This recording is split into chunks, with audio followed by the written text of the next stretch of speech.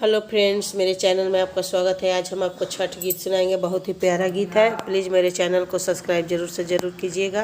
अरे किलवा पैसी किलवा हो रो पानी बेलिया पैसी हो बेलवा। अरे किलवा पैसी किलवा हो रो पानी बेलिया पैसी हो बेलवा।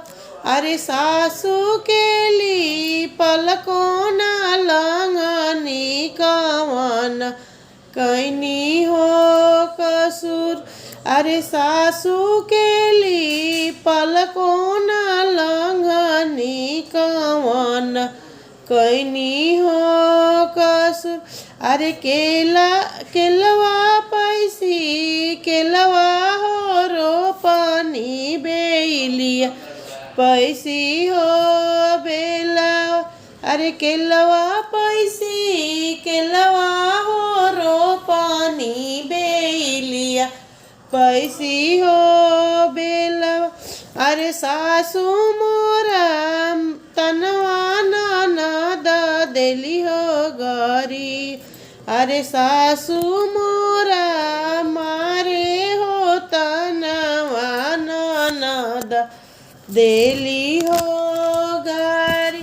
अरे गोतीनी बैरनिया सूरुज देव बाझिनिया धैली हो नाम।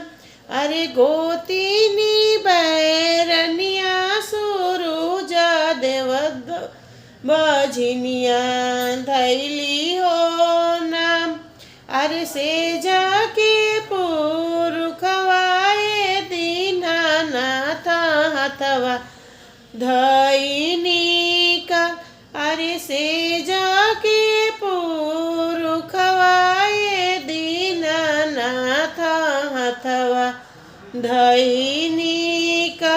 अरे सभा के अरगियाए दीनानाथ कैनी सभी का।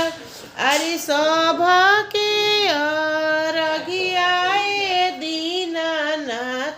कैनी सभी का। अरे बाझिनी के अरगियाए दीनानाथ नाही कैनी सभी का। अरे बाझिनी के अरगियाए दीनानाथ नाही कैनी सभी का। अरे चुप हो चुपाए तिवाई पाटोरवा पोछा हो लोर। अरे चुपा हो चुपाए तिवाई पाटोरवा पोछा हो लोर। अरे तोहारा के देवो ये तिवाई गजाधर ऐसन पुत। अरे तोहारा के देवो ये तिवाई गजाधर ऐसन पुत। अरे तोहारा के देवो ये तिवाई गजाधर ऐसन हो पुत। अरे केलवा पैसी केलवा हो रो पानी बेलिया पैसी हो बेल। अरे केलवा पैसी केलवा हो रो पानी बेली।